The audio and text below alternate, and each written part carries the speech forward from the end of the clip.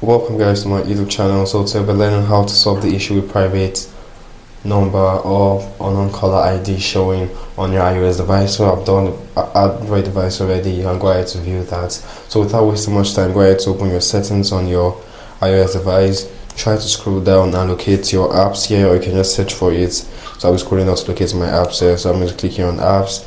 Then what you have to do is to locate phone here under your app section. So go to scroll down to locate your phone. So you can see phone here. I'll tap here on phone.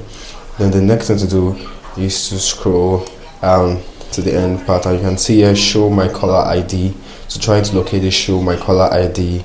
Tap on show my caller ID and just wait for this to load.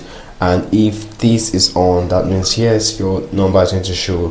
But if you want your number not to show, for example, if it's turned off like this, then your phone is showing the no caller ID or private number whenever you call someone.